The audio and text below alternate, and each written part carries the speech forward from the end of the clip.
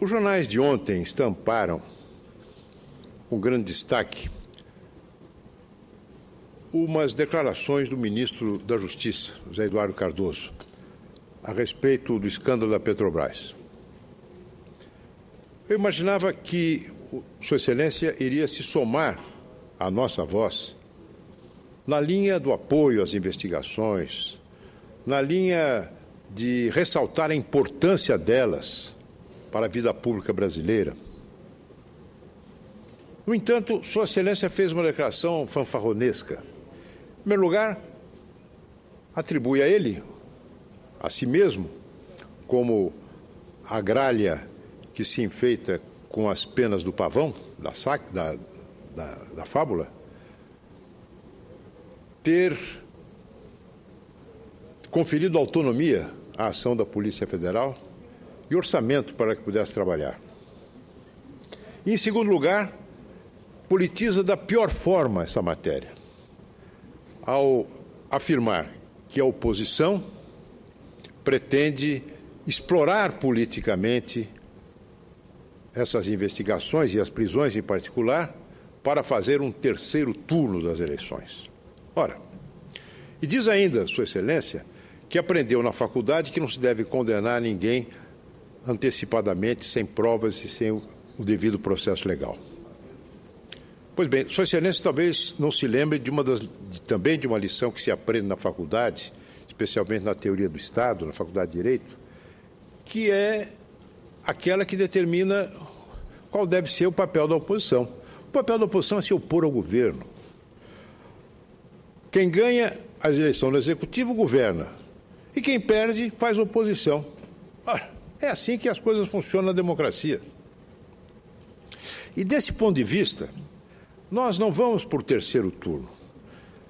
Nós vamos promover 365 turnos no segundo mandato da presidente Dilma. Por quê?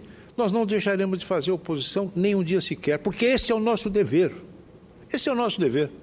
E convenhamos que o governo dá muito pano para a manga, dá muita margem para a oposição. Esta linha de declarações do ministro da Justiça, de que a oposição quer tirar de alguma forma brasa para a sua sardinha no tratamento das prisões da Operação Lava Jato, na verdade ecoa declarações que nós ouvimos aqui no Senado no mês de março desse ano, quando a oposição propôs a instalação da CPI para apurar aquelas denúncias que já naquela época causavam escândalo.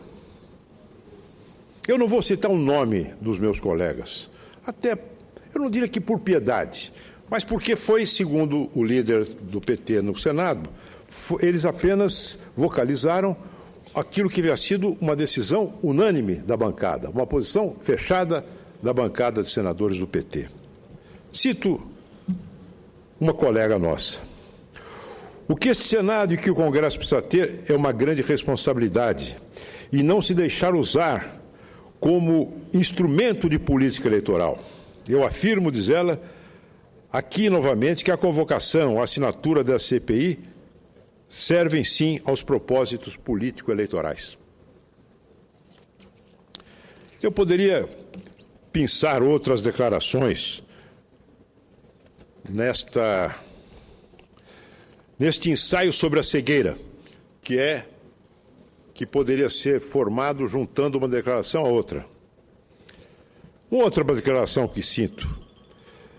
Ao mesmo tempo, quero dizer que vamos enfrentar politicamente estes ataques que têm sido orquestrados por alguns setores desse país. Na verdade, imprensa, como demonstrou agora Pedro Simon, imprensa, Ministério Público, Polícia Federal e Poder Judiciário. Alguns setores desse país, disse esse nosso colega, que têm investido contra a Petrobras, com uma série de notícias requentadas para arrastar a empresa para o terreno eleitoral. Uma outra declaração. Eu entendo que é um escárnio, um menoscabo para a inteligência dos brasileiros querer se aproveitar desses fatos já explicados exaustivamente aqui no Congresso Nacional. Mais ainda, essa infelizmente, essa é realmente quase que, ela é acabrunhante.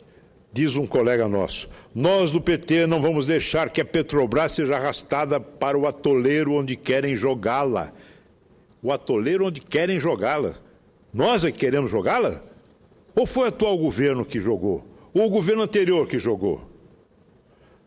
Nós, do PT, temos a responsabilidade com esse patrimônio dos brasileiros, um dos maiores ativos da nossa economia, que infelizmente está sendo dilapidado moral, econômica e financeiramente por esse governo.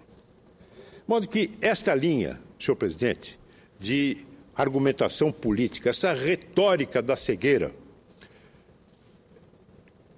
que é a mesma do ministro da Justiça anteontem e dos meus colegas aqui no Senado de 6 meses atrás, tem um propósito polêmico, mas segue a um método político.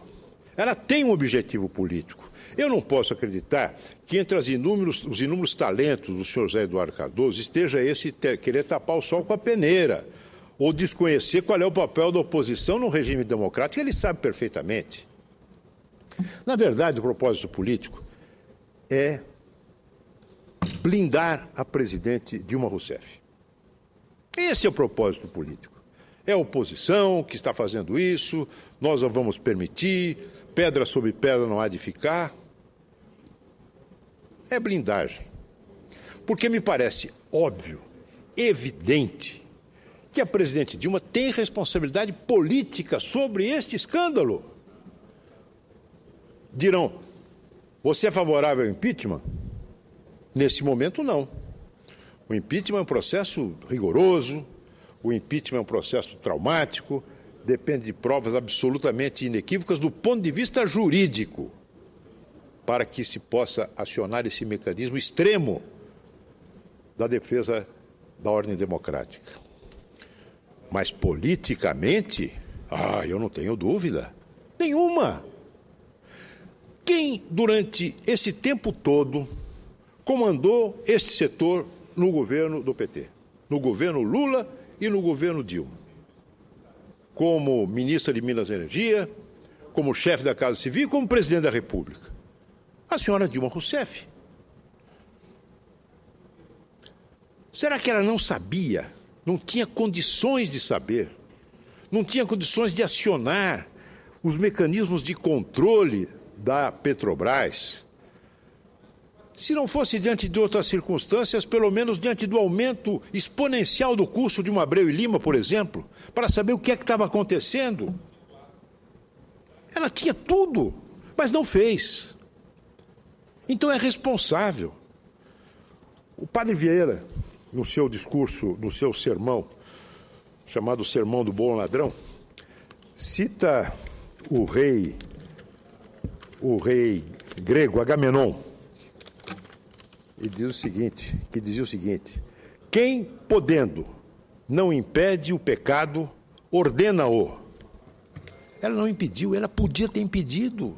Tinha o dever de impedir, o dever de gestora. E não faltaram alertas. Senhores senadores, o Tribunal de Contas da União enviou à Comissão Mista de Orçamento a recomendação para que a obra de Abreu e Lima, da refinaria de Abreu e Lima, orçada em 2 bilhões de reais e agora custa mais de 20 bilhões, e ainda não está concluída, o Tribunal de Contas da União pediu que o Congresso Nacional sustasse o pagamento desses contratos sobrefaturados. Muito bem. Naquela época, apontava-se um buraco, já naquela época, em 2010, de 6 bilhões de reais. O Congresso Nacional fez aquilo que devia fazer. Colocou na Lei de Diretrizes Orçamentárias a determinação da suspensão de pagamentos desses contratos, decorrentes desses contratos. Pois o presidente Lula vetou esse dispositivo da LDO. E quem encaminhou o veto aqui para o Senado, para o Congresso Nacional? A sua chefe da Casa Civil, Dilma Rousseff. Então ela foi alertada sim. A oposição tentou fazer uma CPI aqui no Senado, no Congresso Nacional, aliás, no Senado, em 2010. Como agora, como esse ano, o governismo da época,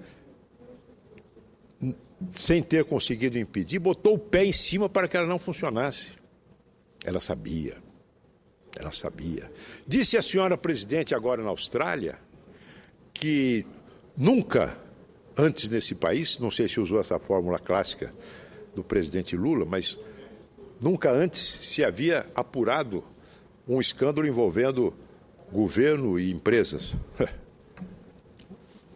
Nosso decano, Pedro Simão, acaba de desmentir essa afirmação com fatos. Já houve presidente com impeachment, houve os anões do orçamento, houve o mensalão. Agora, nunca nessa proporção.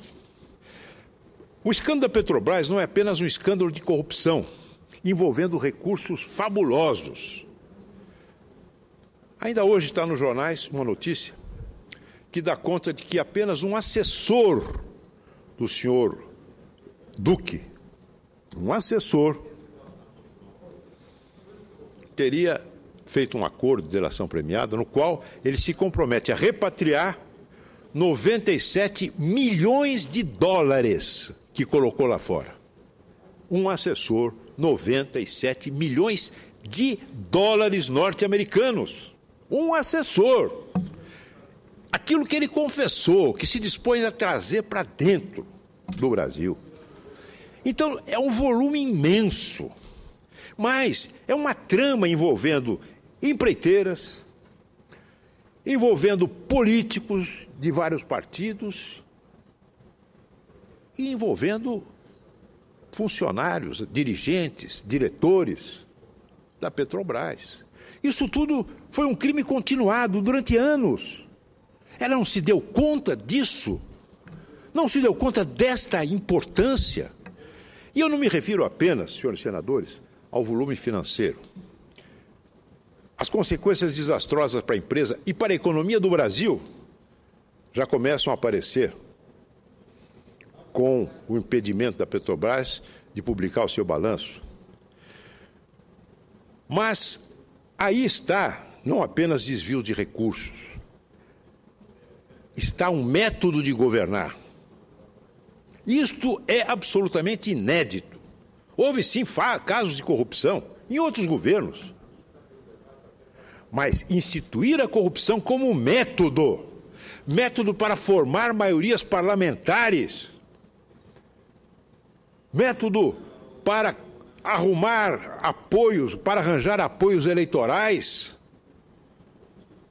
método para dominar o Congresso Nacional.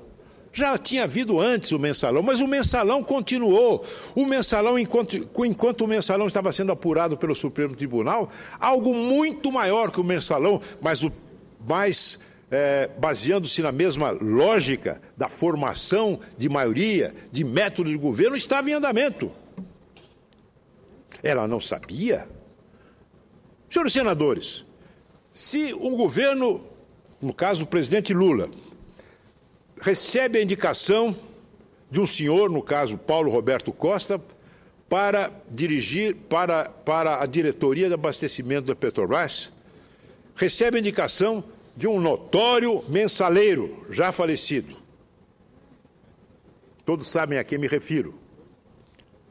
E nomeia.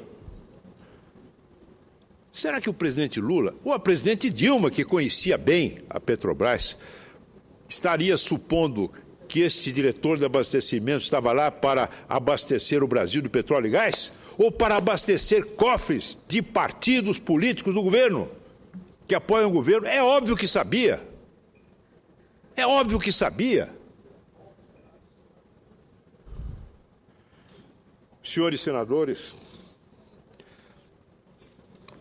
nós estamos diante realmente de um fato acabrunhante, grave. Eu não seria leviano aqui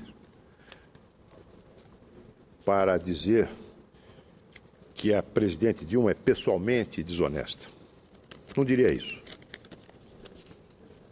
mas que ela se beneficiou desse esquema, se beneficiou. Ela se beneficiou eleitoralmente, politicamente. Ela fez parte de um governo sustentado na lama. E ela nada fez para impedir. Ela não é, evidentemente, ladra. Mas eu me lembro, e todos aqui se lembram, do famoso versículo 23, no capítulo 1 do livro de Isaías. Quando Isaías se dirige ao povo de Jerusalém, reprovando esse povo por se deixar dirigir por príncipes infiéis, príncipes que se afastaram da lei de Deus, príncipes que se afastaram do dever de proteger, como dizia Isaías, as viúvas e os pobres, príncipes gananciosos. E ela diz Isaías: os seus príncipes são amigos de ladrões. Não são necessariamente ladrões, digo eu, mas são amigos de ladrões. E este versículo de Isaías serviu de argumento para uma das mais belas obras literárias da língua portuguesa, que é o Sermão do Bom Ladrão, proferido lá no século XVII por Antônio Vieira. Se Vossa Excelência me permite, senhor presidente, eu vou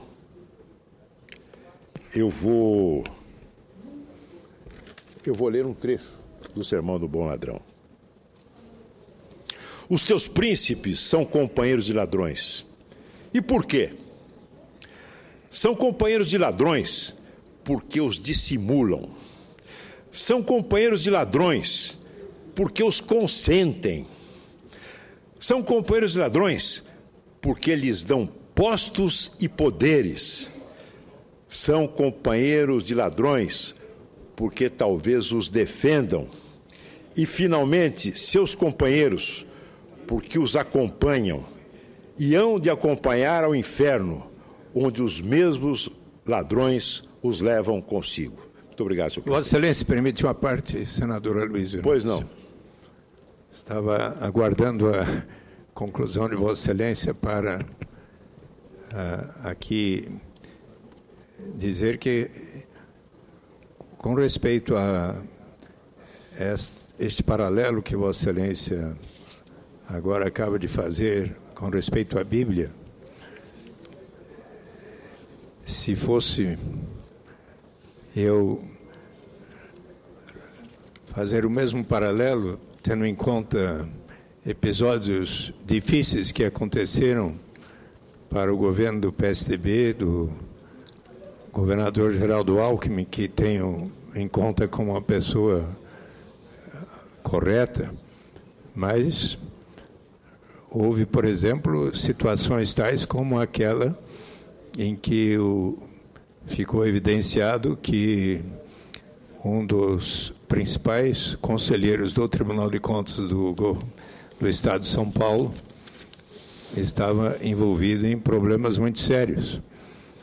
Mas eu não diria a mesma coisa que Vossa Excelência agora está procurando dizer sobre a presidenta Dilma. Procurando dizer, não, eu disse. Disse, com todas as letras. Eu não diria, foi o que eu mencionei. Não diria sobre o governador Geraldo Alckmin, não diria e não digo sobre a presidenta Dilma.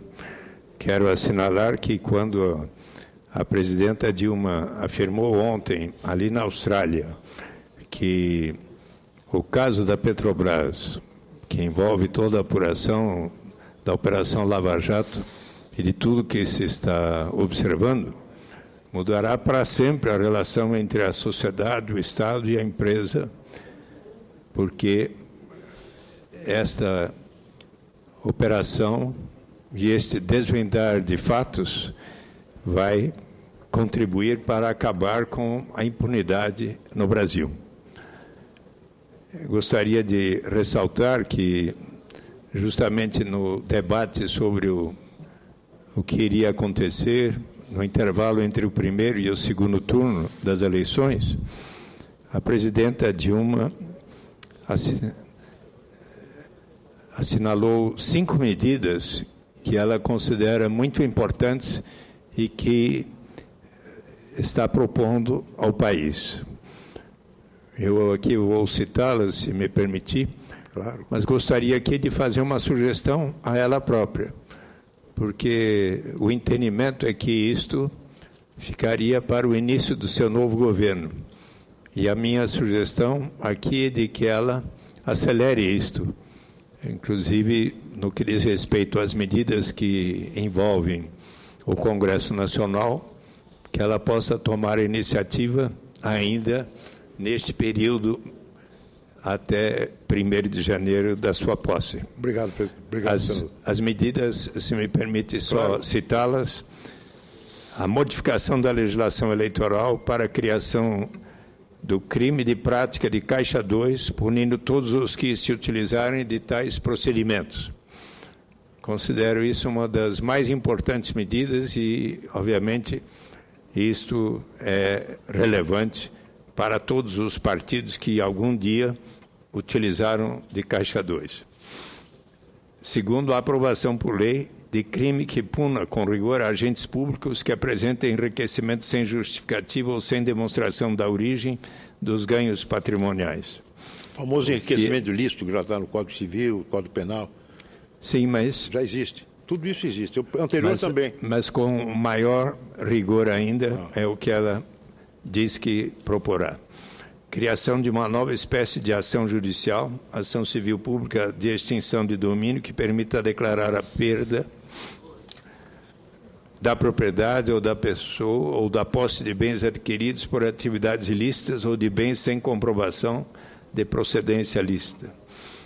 Quarto, alteração da legislação processual para agilização do julgamento de processos judiciais que digam respeito a desvio dos recursos públicos, respeitando o contraditório e o mais amplo direito de defesa. Quinto, a criação de uma nova estrutura do Poder Judiciário, em especial junto aos tribunais superiores, que permita a agilização e maior eficácia da investigação e dos processos contra agentes que possuem fóruns privilegiados, o STJ e o STF. E, em verdade, acho que é importante ressaltar que a presidenta Dilma fortaleceu, sim, a Polícia Federal, que realizou 162 operações de combate à corrupção, lavagem de dinheiro e crime financeiro. Meu caro, fortaleceu a relação. Eu estaria pronto a partilhar Vossa Excelência no seu discurso, mas Vossa Excelência está fazendo do meu discurso o seu. Então, eu já conheço a argumentação, agradeço a parte de Vossa Excelência, mas eu gostaria de... Dada a importância do pronunciamento de Vossa Excelência, mas eu reservaria, então, um momento para continuar o diálogo em meu pronunciamento. Obrigado. Obrigado, senador. Quero responder a Vossa Excelência as questões que Vossa Excelência levantou. Em primeiro lugar, a última.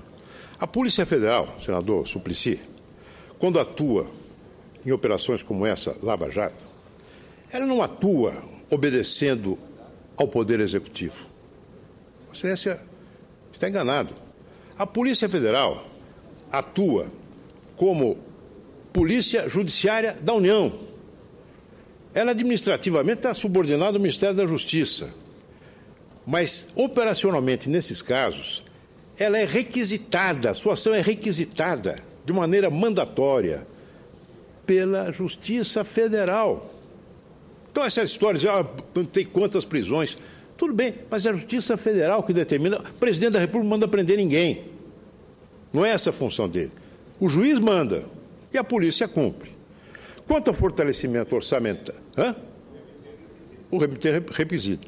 Fortalecimento da Polícia Federal, eu vou dar um dado do orçamento desse ano. Vossa Excelência conhece bem o orçamento. Investimentos da Polícia Federal. Dotação, 221 milhões para investimento. Sabe quanto foi liberado até agora, senador Suplicy? 9.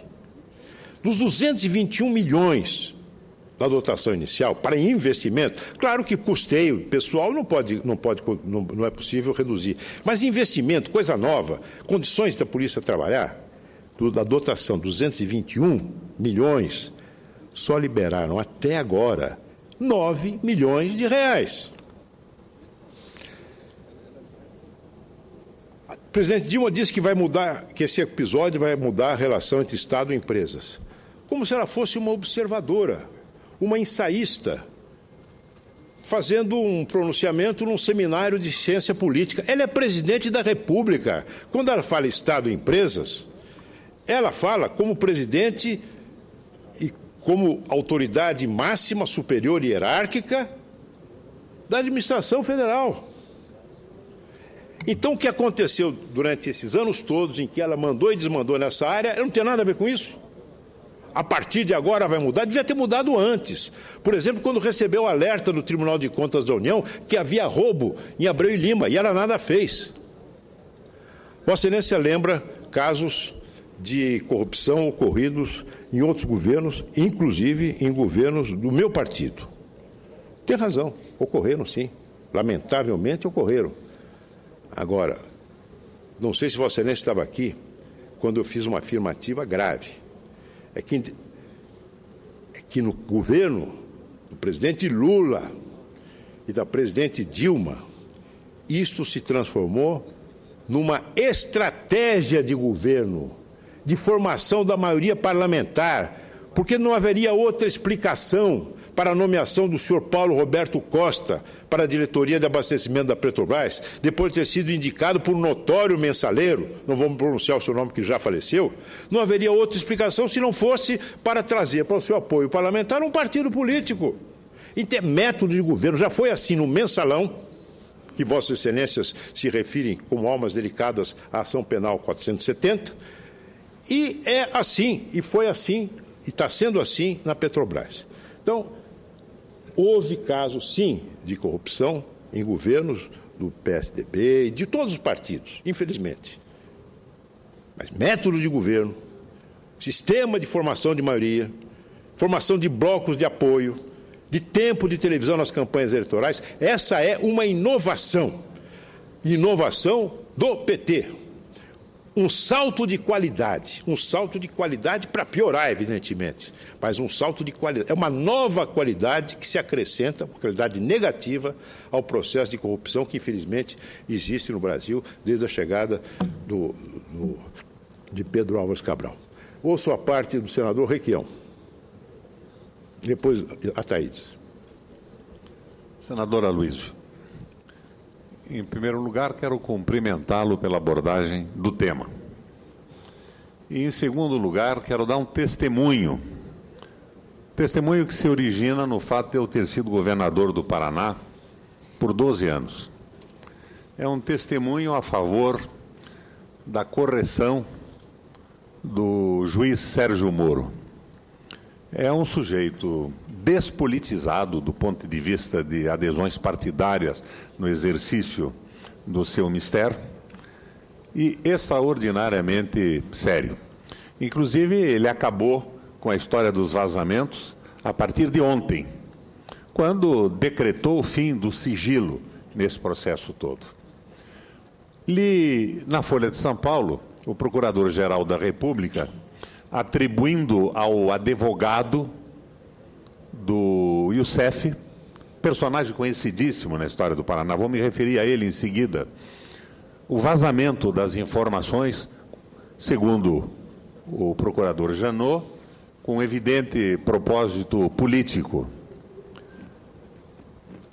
E, muito provavelmente, vazamento também que pode ser atribuído a delegados ou agentes da Polícia Federal.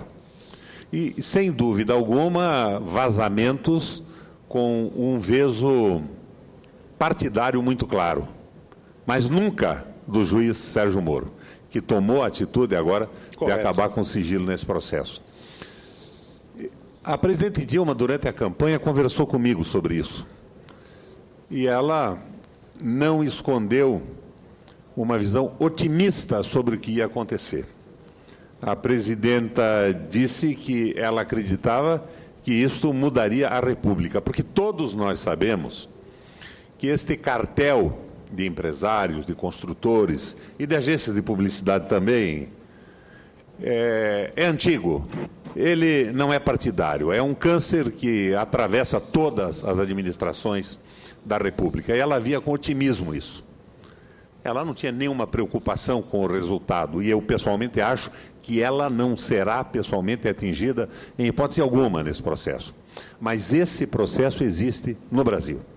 Quando eu fui governador pela primeira vez, eu consegui uma informação sobre um cartel da Associação Paranaense de Empresários de Obras Públicas, através de uma secretária insatisfeita com os empresários que faziam parte do cartel. Ela levou essa informação à minha Secretaria de Segurança, a minha Secretaria de Segurança levou ao Ministério Público. O meu secretário de Segurança era membro do Ministério Público, Luiz Fernando de Lázari. E nós conseguimos, numa noite, prender todos os empresários, donos de empresas que operavam em contratos de obras com o Paraná. Isso não teve outra consequência, acabou ali. Mas é bem verdade que se estabeleceu o pânico e, daquele momento em diante, pequenas empresas do Paraná puderam operar, porque o quartel foi demolido, mas o processo não andou. Posteriormente... Talvez agora até isso venha a ocorrer, quando você tiver inabilitação de grandes empresas, abrir mais espaço para empresas pequenas. Pois é, mas isso já tem lá 17 anos. Posteriormente, nós descobrimos um roubo enorme na Copel, numa parceria da Secretaria da Fazenda com a empresa Paranaense de Energia Elétrica. O secretário da Fazenda era, ao mesmo tempo, presidente da empresa. Essa informação foi vazada para o Fantástico filmou os recursos supostamente de uma empresa chamada Ovepar Crédito de CMS, que acabaram lá no Ceasa do Rio de Janeiro em box desativados. Isso foi para o ar. Mas este processo todo acabou envolvido na tal delação premiada. E os depoimentos do Youssef não vazaram. Vazaram agora.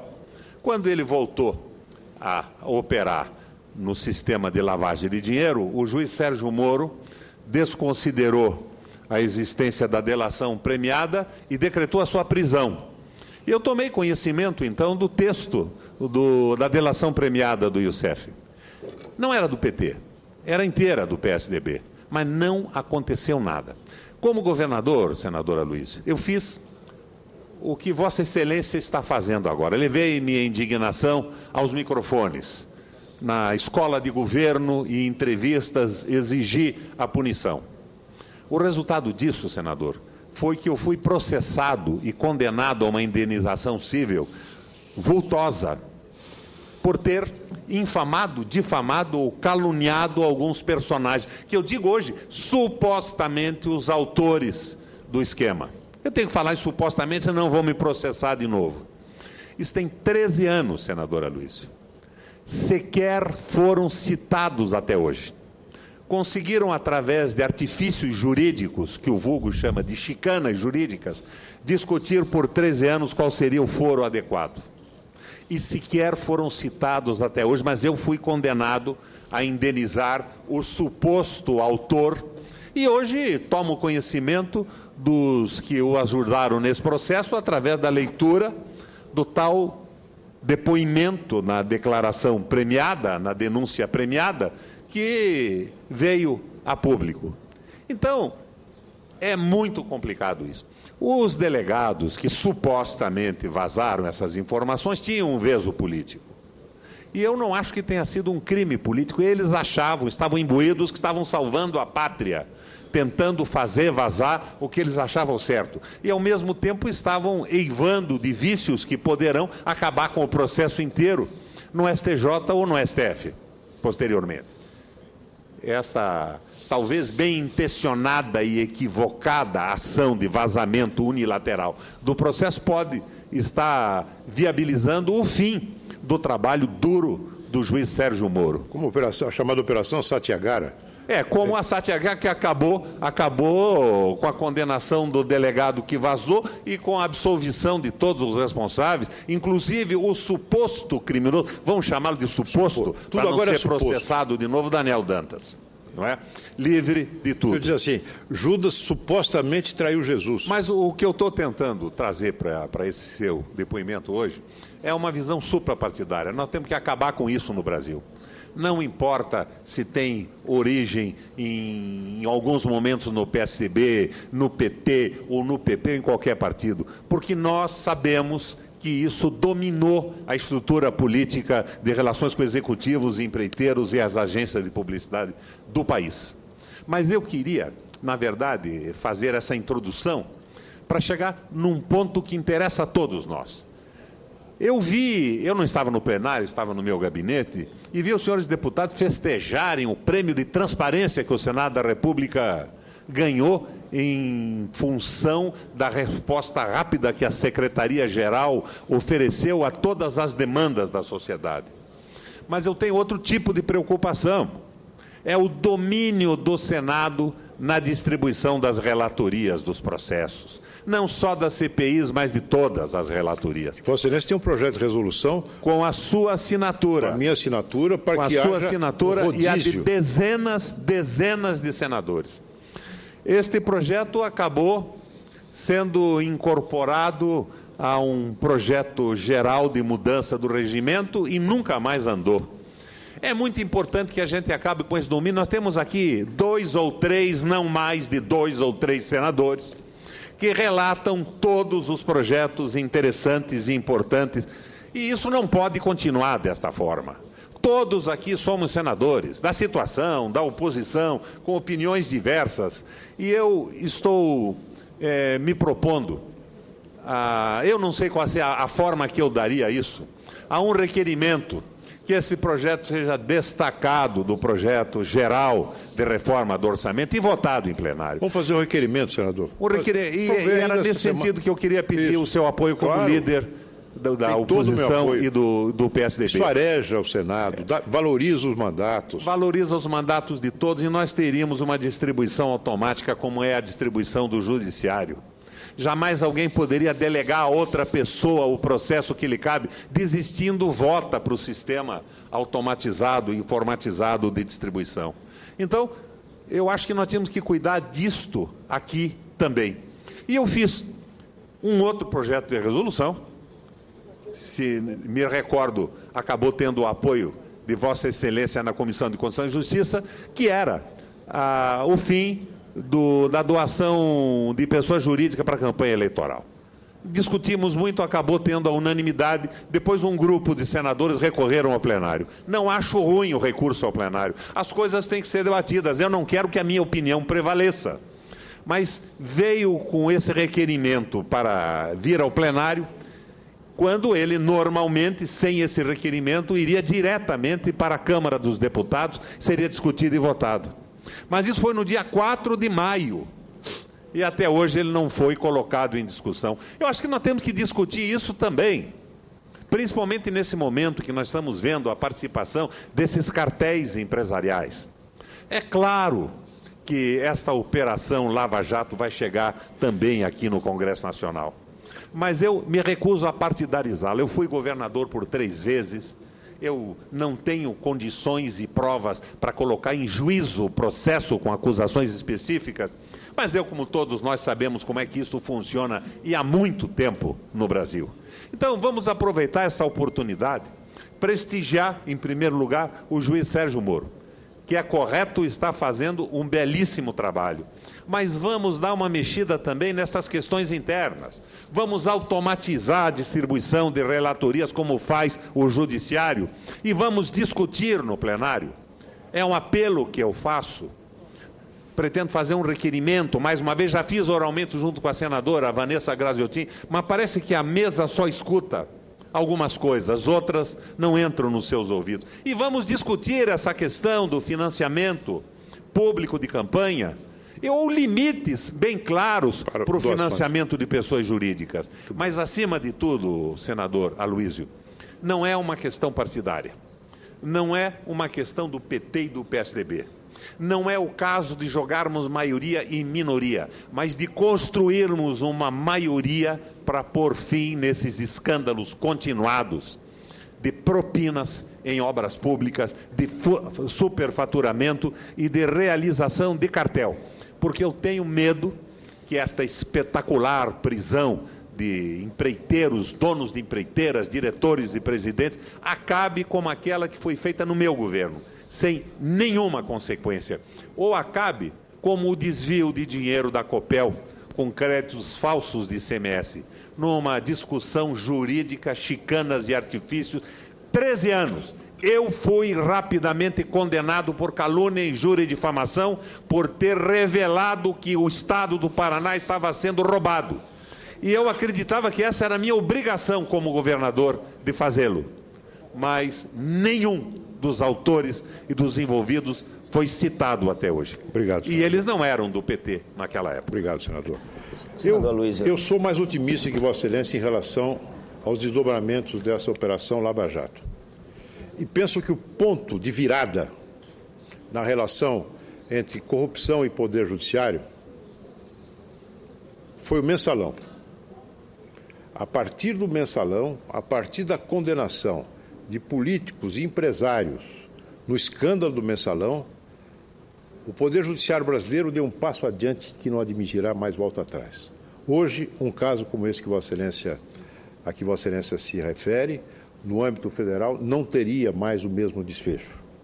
Eu penso que o mensalão foi realmente um corte na história da relação entre justiça, política e dinheiro no nosso país, um corte positivo.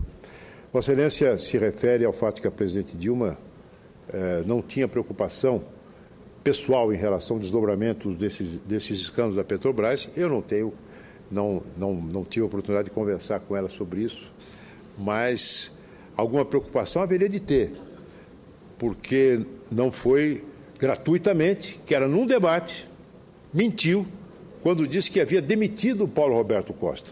Mentira.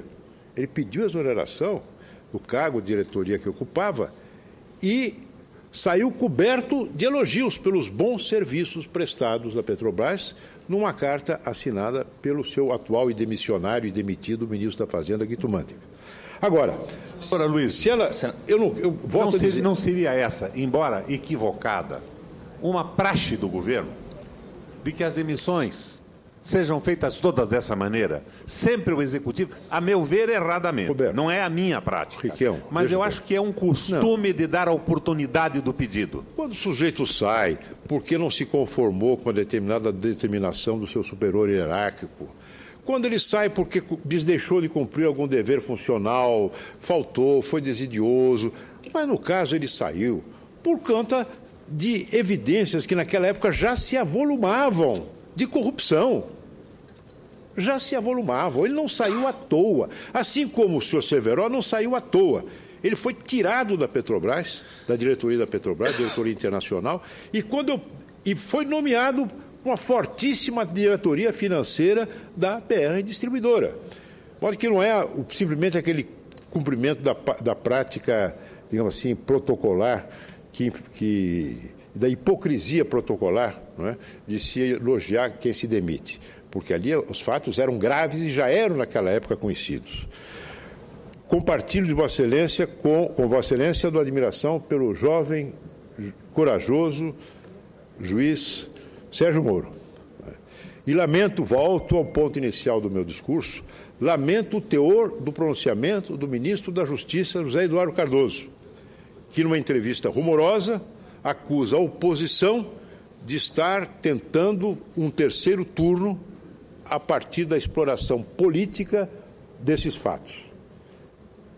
É claro que, inteligente como é, o ministro da Justiça não iria supor que nós, senador Agripino, da oposição, fôssemos propor a inscrição do nome do senhor Renato Duque no livro dos heróis da pátria. Evidentemente não. É claro que é nosso dever de oposição, alertarmos o país, lembrarmos o país, insistirmos na tese, que é o fato de que essa corrupção não apenas ela é oceânica, mas ela é também, sobretudo, a continuidade do mensalão como explicitação de um método de governo. Não é? Esse é o nosso dever. Mas eu agradeço a parte de Vossa Excelência e cedo a parte ao senador Ataídes, se a indulgência do presidente assim o permitir. Senador, só um minutinho para registrar aqui a presença dos estudantes aqui do ensino fundamental, do Centro de Atenção Integral à Criança e ao Adolescente do Gama. Sejam bem-vindos. Obrigado, senador Aloysio. Boa noite. Ouvindo atenciosamente o vosso pronunciamento, em 2010, eu ainda não estava na política. Eu me lembro, eu acho que todos aqui se lembram, que o presidente Lula, então, naquela época, após uma entrevista, ele achou que o seu microfone estava desligado e ele disse: após esse meu mandato, eu só quero a Petrobras, como ele dizia, eu só quero ser presidente da Petrobras. Então aí, no meu entendimento, já diz tudo. E eu vejo o seguinte, senador Aloysio, que diante de uma quadrilha, sempre há um grande chefe por trás.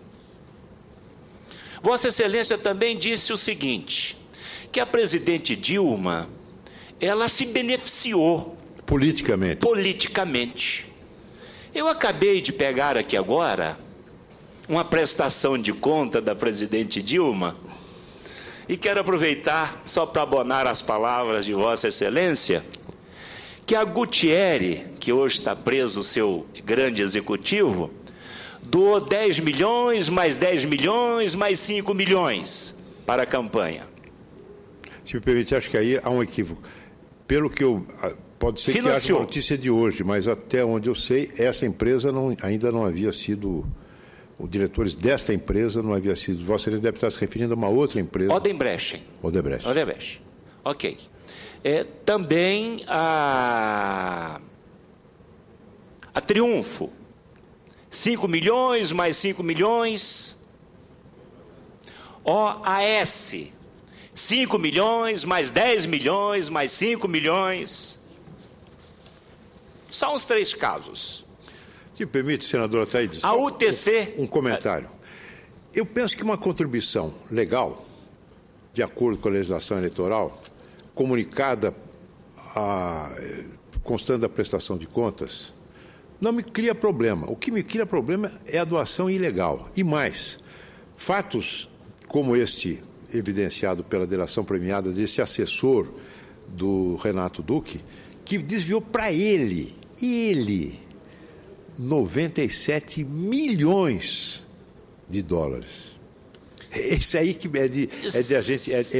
isso é de deixar a gente de cabelo em pé. Senadora Aloysio, eu disse já nessa tribuna que esse financiamento privado de campanha é engodo. Isto é dinheiro público. Isto aqui é dinheiro público.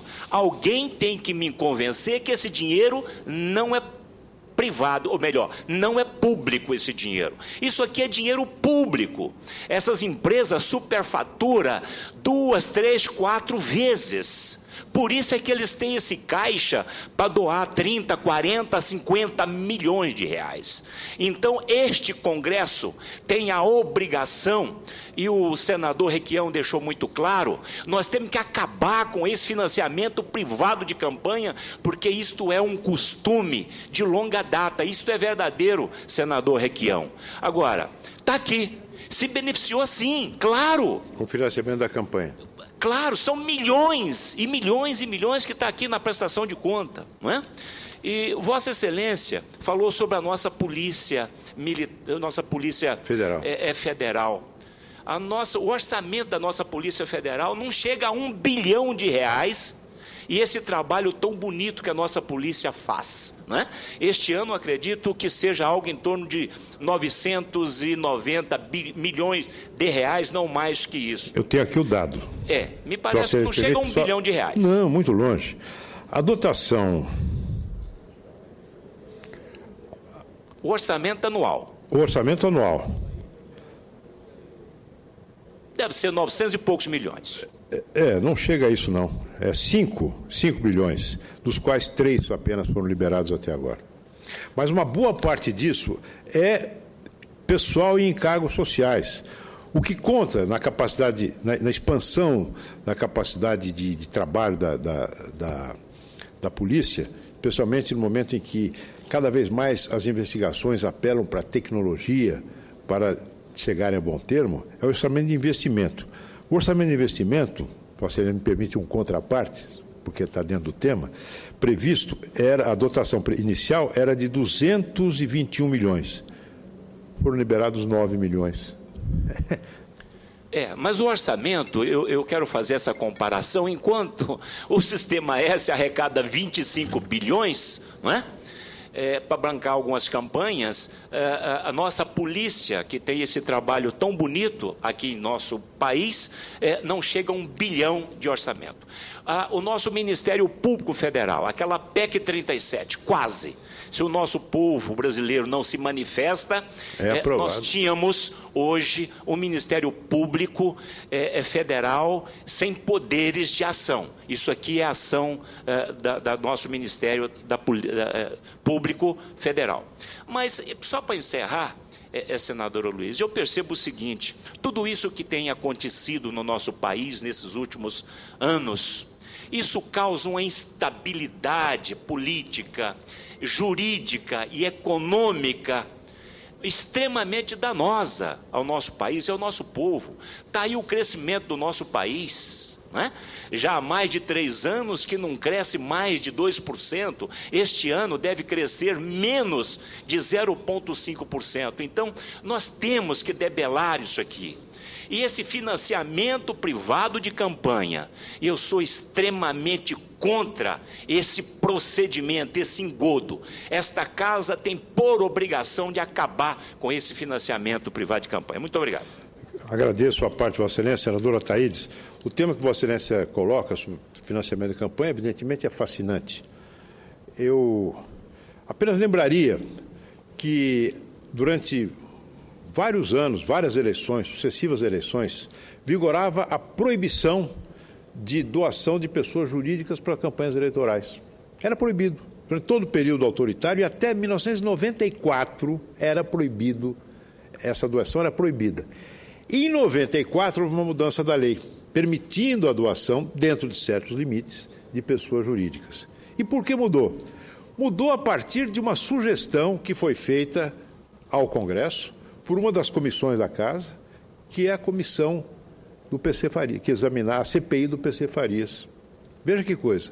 Esta CPI sugeriu, e o Congresso, a partir da sugestão, legislou, que esse financiamento que existia por baixo do pano fosse trazido à luz do dia, de tal maneira que Vossa Excelência pudesse, como fez hoje, citar as empresas e a importância com que cada uma participou de financiamento de campanhas.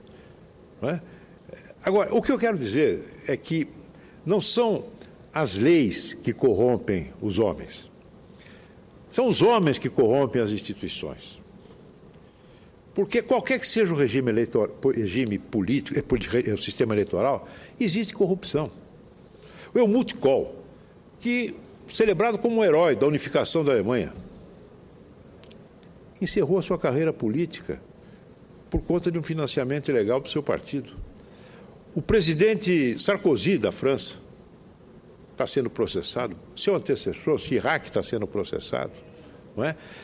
Infelizmente, eu penso que o sistema de financiamento público, mantido o atual sistema de eleição proporcional de lista aberta, com milhares de candidatos a deputado estadual, a deputado federal, a vereador, a prefeito, é absolutamente inviável. Porque não há nenhuma forma de controle desse dinheiro. É preciso mudar também, se quisermos partir para uma outra forma de financiamento, o sistema de organização das eleições. Mas é um tema, sem dúvida nenhuma, fascinante. Agora, volto a dizer, não se pode atribuir corrupção a um determinado sistema eleitoral. A corrupção vem do fato de se nomear gente desonesta, desqualificada, para ocupar postos públicos e, uma vez nomeado, não vigiá-los, não tomar conta. Mas esse é outro tema, mas eu agradeço muito por Vossa Excelência ter me dado a oportunidade de expor meu ponto de vista sobre isso. Eu gostaria que a gente abreviasse, porque tem outros oradores inscritos. Qual o objetivo, senadora Luiza, de uma empresa financiar a campanha de um político? Qual o objetivo? Esta é a minha pergunta. Não, o que eu quero dizer, senador Altair, é que toda esta corrupção, esses casos de corrupção que hoje estão aí centrados na Petrobras e que, se nós olharmos um pouco à volta, vai encontrar também em outros órgãos, o objetivo central não é financiamento de campanha. O político que se deixa corromper, não é por causa da campanha, não. É para pôr dinheiro no bolso, é para ficar rico, é para ter um padrão de vida melhor do que o padrão de vida que lhe seria assegurado pelos seus ganhos legítimos. Não é? Não se pode confundir, no meu entender, as duas coisas. Uma coisa é o financiamento de campanha, público, privado, misto, que pode dar margem, como já deu, aos mais variados casos de corrupção, e outra coisa é corrupção propriamente dita. Esse assessor, repito, do Renato Duque, que desviou 97 milhões de reais para ele era candidato ao quê? Candidato a nada. E botou 97 milhões de dólares, melhor dizendo, no bolso. Mas eu já cito aqui a advertência do nosso presidente, que já foi muito, mas muito condescendente com esse seu colega, e lamento não poder dar uma parte a todos aqueles que aqui estão com o microfone. Vejo o plenário eriçado de microfones, mas infelizmente... Se o presidente me permitir, eu sou muito breve. Vou falar, mas... Vossa Excelência permite? Por mim, tudo bem. O presidente é que me chamou. Hoje nós estamos com a casa, eu acho que nós temos tempo, senão até que encerraríamos a sessão cedo. Senador Aloysio, primeiro, nós já identificamos por que o Partido dos Trabalhadores querem o financiamento público, né? Eles são financiados pelo público. Financiamento público das empresas públicas, isso é notório. Então, por isso que a Petrobras está financiando. Bom, mas eu vejo aqui dois senadores honrados do Partido dos Trabalhadores. Não penso que eles sejam movidos por nenhuma visão mesquinha. Por uma questão de justiça, corrigindo o senador Cícero, quem propôs o fim do financiamento público e que não teve o projeto acatado pela CCJ foi o senador Jorge Viana. Eu estou fazendo só uma dúvida que uma simbologia com o que está acontecendo. Você tem senador, mas o que eu queria colocar é o seguinte: eu fiquei estarrecido quando eu vi a declaração do ministro da Justiça dizendo que a oposição está querendo prorrogar as eleições para o terceiro turno. Ele terá. Nós teremos 365 turnos no ano que vem. Então, todos os dias nós estaremos criticando. Então veja como querem distorcer os fatos, como se nós estamos usando isso politicamente. Quer dizer, tudo isso que está acontecendo é ilação, isso é um sonho, é uma brincadeira. Segundo, eu não ouço falar mais do ex-presidente da Petrobras, que tudo se passou no seu mandato. A presidente atual da Petrobras também não se manifesta. Fez hoje uma reunião. A presidente da República faz uma declaração como se isso fosse um caso a ser resolvido que não tem nada a ver com o governo dela. Precisamos apurar.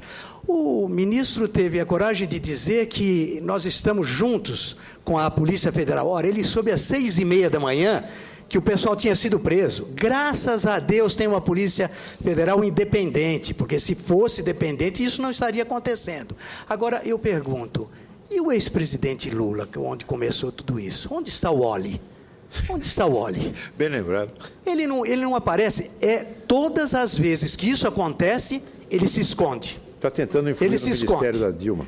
Então, sabe, nós temos que continuar, é nossa função de passarmos esse país a limpo de uma vez por todas. E a oposição está fazendo uma oposição consciente. Nós não estamos brincando, nós não vamos aceitar. E ainda sugiro que o partido abra novamente uma outra CPMI, porque não dá para... O que está acontecendo aí, manipulado desse jeito, nós não vamos chegar a lugar nenhum. Então, eu acho que nós temos que reconsiderar tudo isso, já foi comentado. Hoje eu tive aqui o senador Cristóvão me perguntando que ele vai viajar, que ele gostaria de assinar. Então, nós precisamos rever toda essa situação, porque senão, com o tempo, isso vai devagarzinho. O senhor veja, não tem mais ninguém preso do mentalão.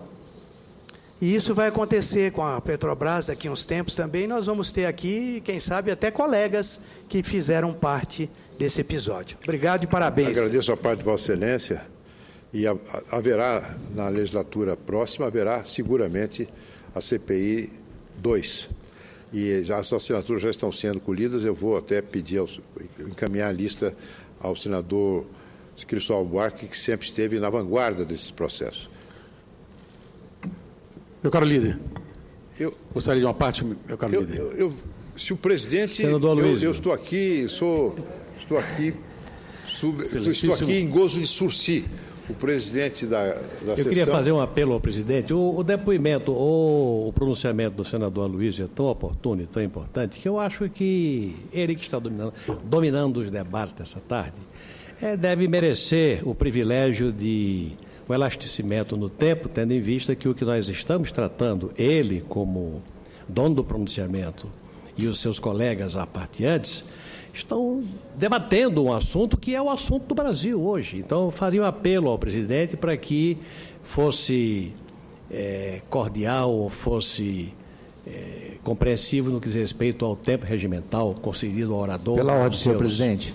E aos seus aparteantes. Eu gostaria de sugerir ao senhor presidente, ao orador também que está na tribuna e aos aparteantes, que a gente pudesse estabelecer um tempo, porque o senador Aloysio está ocupando a tribuna desde as 15 horas e 48 minutos, há exatamente 1 hora. Eu, particularmente, não iria aparteá-lo para que não estendesse além do seu tempo e poder respondê-lo no meu tempo de inscrito. Mas vejo que, diante de tudo isso, também vou ter que aparteá-lo. Mas era interessante que estabelecesse um tempo para cada parte, para que a gente pudesse ter um limite desse pronunciamento, porque senão a tarde toda vai ser tomada pelo líder do PSDB com os seus aparteadores e os demais oradores regimentalmente inscritos vão ficar prejudicados de debater qualquer outro assunto na tarde de hoje aqui no Senado. Vossa Excelência me fará a justiça constatar que eu encerrei o meu pronunciamento no tempo certo, mas o plenário se eriçou com os microfones de apartes e que, aliás, me honraram muito e que me enriqueceram sobremaneira o meu pronunciamento. Eu acho que os demais apartes têm que ser feitos só com tempo limitado e eu também me inscreveria para aparteá-lo já nessas condições. Vamos acordar 3 minutos para cada parte. Perfeito. Então, próxima parte. Eu tenho o senador Capiberibe, o senador Antônio Aureliano, o senador Agripino e o senador Aníbal. Meu caro senador Aloysio, eu tenho uma preocupação que gostaria de externar. Vossa Excelência coloca com muita propriedade essa questão da corrupção e dos financiamentos públicos de campanha. É verdade que essas doações, uma parte desse recurso vai, de fato, para financiamento de campanha, mas a outra parte, talvez maior, vai para enriquecimento ilícito. Claro. Não é? E dessa vez nós temos um fator que me parece determinante na nossa condução daqui para frente. A corrupção deixou de ser exclusividade do agente público, do político. O que nós temos hoje na carceragem da Polícia Federal são os maiores diretores das grandes empreiteiras, não só do Brasil, mas do mundo, estão presos. Então, chegou nos corruptores. E aí é que eu me pergunto, esse momento é o momento dos corruptores, eles certamente vão dizer que foram obrigados a entregar dinheiro, foram pressionados e tiveram que ceder. Eu sei que em algum momento vai chegar por aqui conosco, vai chegar no plenário essa discussão, vai envolver agentes eleitos, agentes políticos eleitos. E a minha preocupação é que sempre que há uma denúncia ou envolvimento de agentes políticos eleitos, dos escolhidos pela sociedade, isso termina nos colocando a todos na vala comum. Nós somos solidários na hora de emprestar o nosso nome para o desgaste. A minha preocupação, porque esse debate não vai poder ficar no âmbito de oposição e situação, Não vai ser um debate entre o governo que está aí e a oposição, porque eu tenho convicção que dos 81 senadores são raros os que possam estar envolvidos nessa questão. A minha questão, a minha preocupação é como é que nós vamos estabelecer a diferença, porque para a sociedade é importante que se acabe com essa generalização que todos os... Passaram os 3 minutos? Que todos os políticos são ladrões. Não é verdade.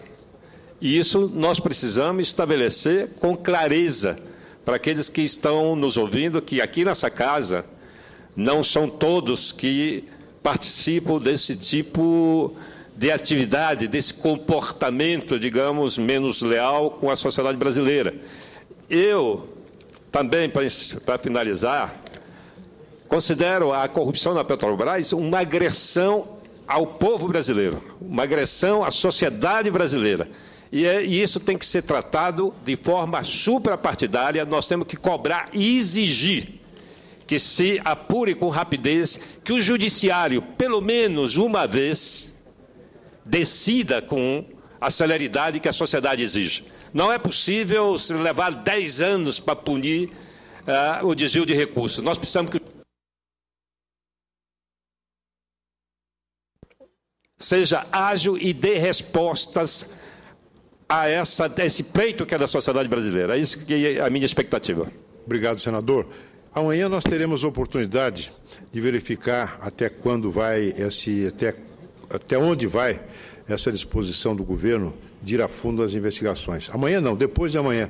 Que ocorrerá depois da manhã? Porque ocorrerá depois da manhã uma sessão administrativa da CPMI da Petrobras.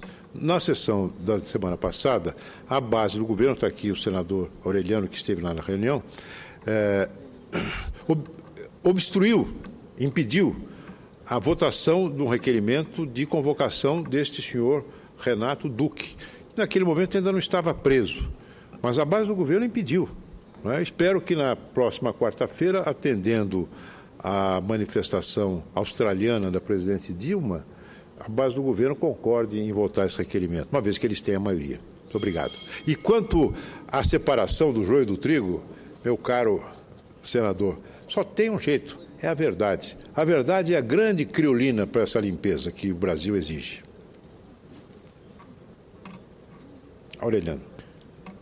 Excelentíssimo líder, senador Aloysio Nunes, quero dizer a Vossa Excelência que é um momento extremamente importante que o país está vivendo, e Vossa Excelência, quando coloca que nós faremos uma oposição firme e persistente, é fundamental, porque nós temos que dar uma satisfação a essa nação.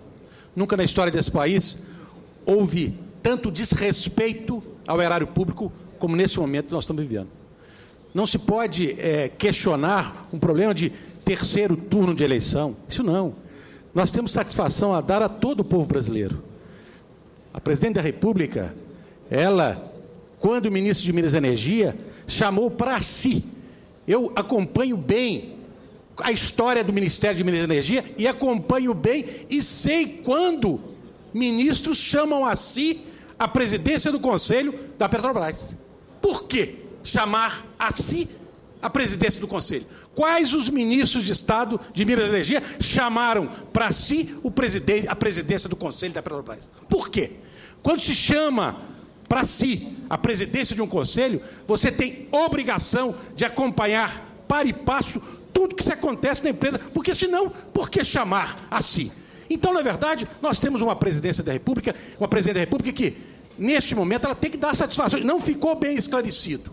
O Tribunal de Contas fez uma avaliação e levou em consideração que não havia nenhum tipo de envolvimento pessoal. Eu também não vou fazer nenhum tipo de sugestão no que se refere a envolvimento pessoal, mas eu faço sugestão no que se refere a compromisso de competência e eficiência de quem já foi secretária de Minas e Energia, que trouxe a si a responsabilidade da matriz energética do país e, em determinado momento, disse que assinou e não verificou uma coisa de tamanha importância como a compra de Passadena. Passalino. Então eu quero dizer a Vossa Excelência que a oposição tem dever, não é terceiro turno, nós temos o dever permanente de fazermos uma oposição clara, transparente para a nação, e Vossa Excelência, nosso líder, se coloca de maneira muito clara, honesta e franca. E eu quero dizer a Vossa Excelência, vamos continuar não lançando linguagens e palavras vãs, mas sim procurando a verdade de esclarecimento para toda a nação. Obrigado, senador Aureliano. A teoria da culpa trata da responsabilidade decorrente de, pelo menos, 2 erros. O erro na escolha do auxiliar e a falta de vigilância sobre o trabalho do auxiliar. Ele chama de error ineligendo, o erro na escolha, Duque, Paulo Roberto Costa, Cerveró, e error in vigilando, falta de vigilância. Então, eu penso que a presidente Dilma errou na escolha, ao aceitar a escolha feita por Lula para Paulo Roberto Costa, ao aceitar a escolha do Renato Duque, ao não vigiar a operação de Passadena, ao não levar em conta o alerta feito pelo Tribunal de Contas da União sobre contratos superfaturados, e isso me refiro ao ano de 2010, na refinaria de Abreu e Lima. Enfim, eu não vejo como eximi-la desse tipo de responsabilidade. Muito obrigado pela parte. Senador Agrippino, ouço Vossa Excelência. Senador Aloysio Nunes, veja só como é que anda o nosso Brasil. Nós estamos sendo obrigados a começar a nossa semana pelas segundas-feiras, porque os fins de semana estão sendo sempre recheados de escândalos que estão se avolumando e assumindo proporções estratosféricas.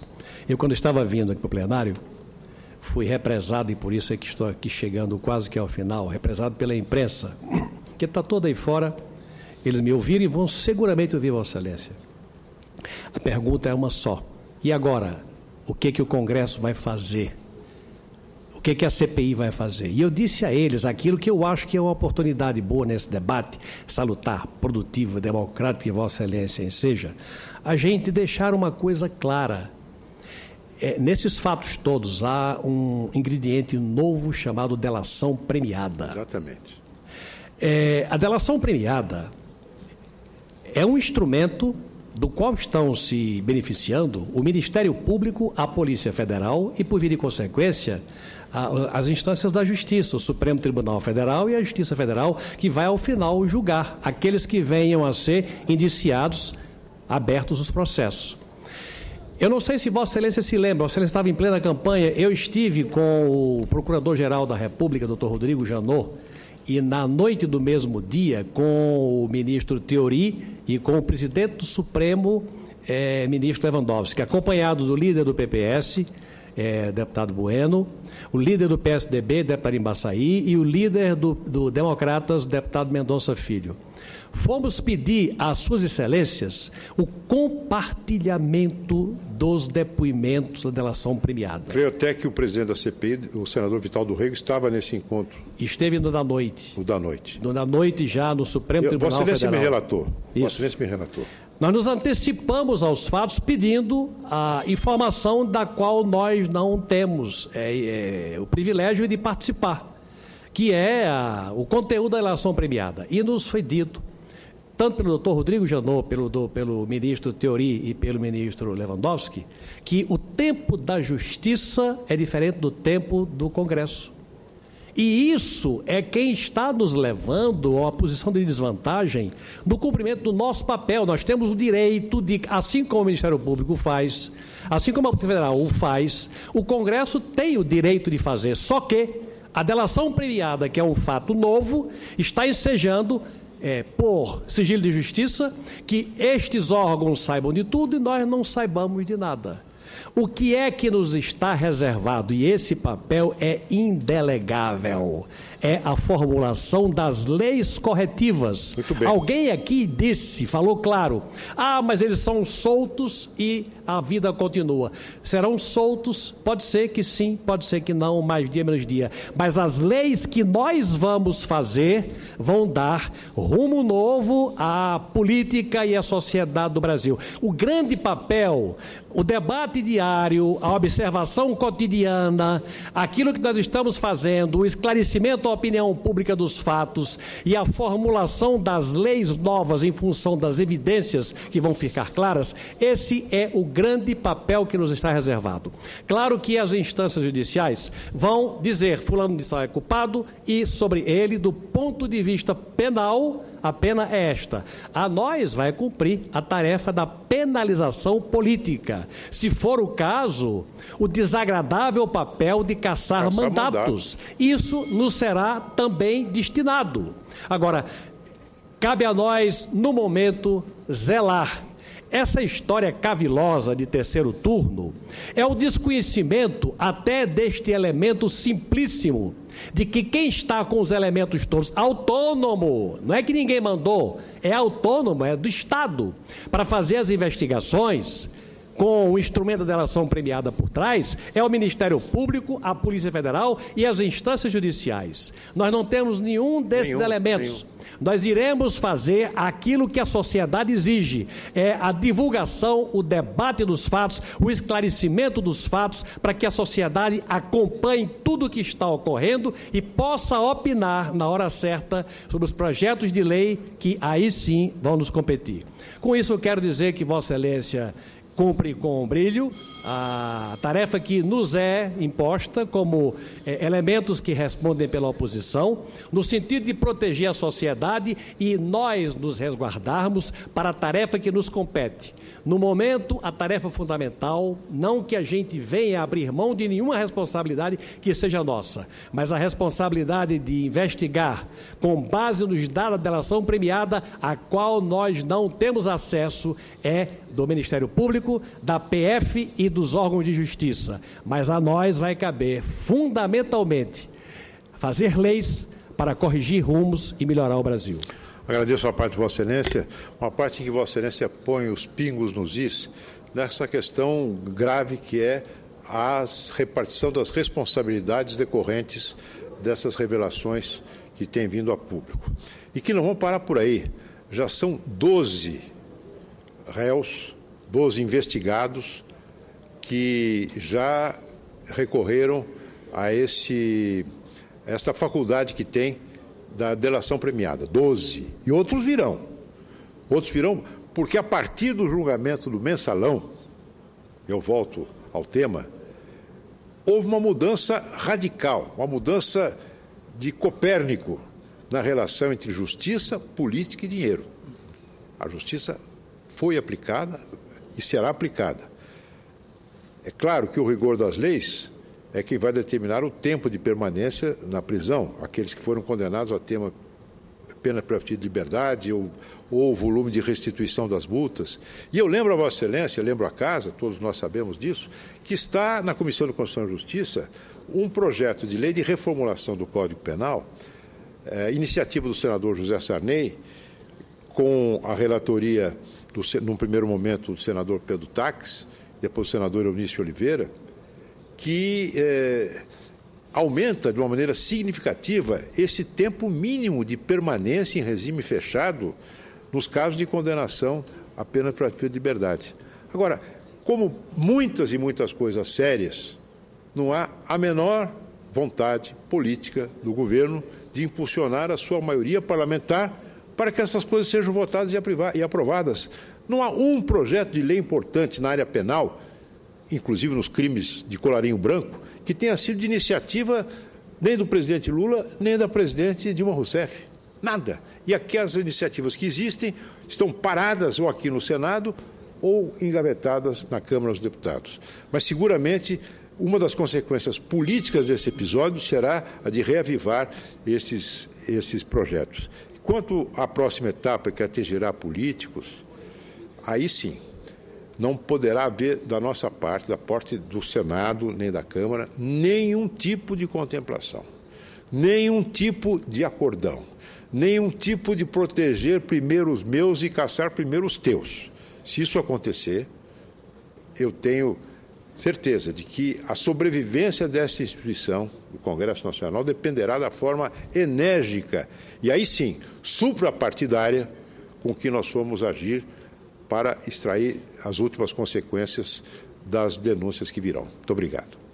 Senador Aníbal. O mais importante, senador, só para ficar o registro, é que nessa oportunidade, quando chegar a hora da classe política, a Justiça terá feito a investigação por completo e terá feito a avaliação sobre a delação premiada, que a delação premiada tem a obrigação de oferecer provas. Não tem jeito. Não pode ser uma brincadeira, um acordo entre pessoas que queiram se livrar. Atrás. Isso. Então, a Justiça terá feito a sua parte, porque pode haver delação premiada e delação premiada.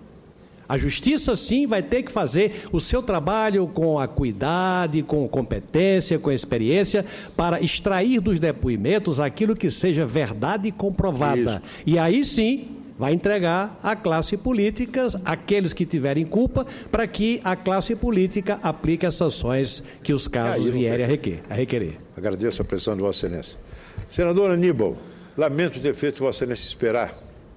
Senador Luiz, ouvi com toda atenção o pronunciamento de Vossa Excelência e os apartes, todos que foram lhe apresentados, e deveria, em primeiro lugar, eu cumpro o dever de dizer que a indignação de Vossa Excelência, no que diz respeito à facilidade com que alguns tiram proveito em nome da política sem nunca terem qualquer contato com a política e depois põem nós aqui no plenário a nos digladiar como se a culpa fosse do PT, fosse do PSDB ou fosse de qualquer outro partido. Na realidade, esse cidadão que está anunciando a devolução de 90 milhões de dólares, pelo que soube, não tem filiação a nenhum partido. Né? A mesma coisa pode-se dizer de tantos outros corruptos e corruptores que estão aí presentes nas mais diferentes instituições, né? Não só do Executivo, mas também de outras esferas do Estado brasileiro. Aliás, corrupção e o jeitinho brasileiro estão presentes na nossa história, na nossa cultura política, desde a chegada de Cabral. E nós temos que fazer justiça ao dizer que a invenção da corrupção no Brasil não é obra do Partido dos Trabalhadores. E quando alguém se arvora a dizer isso, está sendo absolutamente leviano. Vossa Excelência não fez dessa forma e eu faço justiça ao pronunciamento de Vossa Excelência. Mas muitos querem fazer crer que a corrupção se instalou no Brasil nos governos do PT. E isso, a presidenta Dilma ontem, no seu pronunciamento na Austrália, foi muito firme ao dizer que hoje os mecanismos de apuração estão muito mais eficientes do que no passado e essa eficiência tem se estabelecido e tem, digamos assim, se firmado com os resultados das tantas prisões, das tantas descobertas e tantos escândalos trazidos à tona, né? Portanto, quero dizer que não vejo, sinceramente, que o alarde da CPI ou da CPMI vá trazer uma contribuição maior do que a contribuição que a Polícia Federal, o Ministério Público e o Judiciário estão fazendo nesse momento. Sinceramente, não vejo. Até porque no Parlamento brasileiro há um jogo de interesse no sentido de querer enlamear o outro para se sair bem na história. E eu acho que isso não faz bem à nossa democracia. O melhor que nós podíamos fazer é tentar, sim, encontrar os caminhos para dotar o Estado brasileiro de uma legislação eficiente para punir com exemplo a todos aqueles que praticam mal feito, sejam eles ligados a partidos ou sejam eles não ligados a partidos, mas que tiram proveito das situações e colocar em questão todas as questões, porque o Instituto da Delação Premiada, ele tem que ser absolutamente criterioso para não servir apenas, digamos assim, de um benefício a delatores que, uma vez descobertos e uma vez não tendo mais para onde se safar, arguem ao Estatuto da Delação Premiada no intuito de livrar a sua pele e colocar outras pessoas, outras instituições, partidos políticos, líderes nacionais em situação de exposição, no sentido de fazer a política nacional descer cada vez mais ao limbo. E nós, eu particularmente sou um defensor da política, porque eu acho que, bem ou mal, as coisas só acontecem através da política. E é através da boa política que a gente pode chegar a algum destino, porque esse esforço que eu vejo da soma de alguns organismos, no sentido de fazer a política ser mostrada para a sociedade como a pior das atividades humanas, acho que não contribui para que o Brasil fique melhor. E principalmente porque os que verdadeiramente se dão bem nesses escândalos, nenhum deles vai pedir voto no meio da rua na época das eleições. Eles estão muito bem calçados por trás, às vezes utilizando políticos como massa de manobra para eles, sim, tirarem grande proveito das situações em todas as instituições. Então, eu acho que se tem algo que nós podemos fazer em comum é externar nossa indignação contra todos esses que se dão bem, que tiram proveito próprio do erário público, e esse sim tem que pagar com o rigor da lei, e se não tiver rigor, tem que se instituir legislação com total rigor para esse tipo de pessoas que usufruem. Agora vou já encerrar. Que usufruem criminosamente do erário público. Eu vejo, quando vejo Vossa Excelência, meu senador, meu querido amigo, senador Alípio Diniz, vejo também o senador Suplicy, eu fico imaginando o constrangimento de Vossas Excelências ao ouvir afirmações como essas, que não apenas eu fiz, outros colegas fizeram, está na imprensa, de que o Partido dos Trabalhadores, sob o seu comando, organizou um saque à Petrobras como forma de angariar apoios políticos para os governos Lula e os governos Dilma. Eu lamento que a bancada do PT, quando, no mês ainda de abril, nós propusemos a Comissão Parlamentar de Inquérito, não tenha se somado a nós na linha da exigir apuração. Naquele momento, e eu comecei meu discurso lembrando pronunciamentos de colegas nossos do Partido dos Trabalhadores, procuraram desqualificar a nossa iniciativa, como o ministro Cardoso procurou ontem desqualificar os pronunciamentos da oposição sobre essa matéria, dizendo que se tratava simplesmente de um jogo eleitoral. O líder do PT, no dia 8 de abril, disse o seguinte: estamos fazendo, a bancada do PT, aquilo que o presidente Lula conclamou hoje que fosse feito, dar o enfrentamento político a essas questões. Enfrentamento político significava o seguinte: barrar a CPI, com todos os recursos e todas as chicanas regimentais. E nós só conseguimos instalar a CPI porque fomos ao Supremo Tribunal Federal. Imagina o constrangimento de Vossa Excelência, porque Vossa Excelência é homem correto, é homem honrado, é homem limpo. Nós não cobrimos ninguém de lama. Eles mesmos se cobriram de lama. Nós não. O que a oposição fez e fará é cada vez mais exigir a investigação. Volto ao profeta Isaías. Repito. Quando Isaías se referia aos príncipes infiéis ao povo, aqueles que traíram seus compromissos com o povo. Fiz uma analogia com a situação da presidente Dilma. Volto a ler, porque eu volto a ler agora o Sermão de Vieira, inspirado no versículo 23, capítulo 1 do profeta Isaías. Os teus príncipes, é o que ele diz dos príncipes de Jerusalém, os teus príncipes são companheiros de ladrões. E por quê? São companheiros de ladrões porque os dissimulam. São companheiros de ladrões.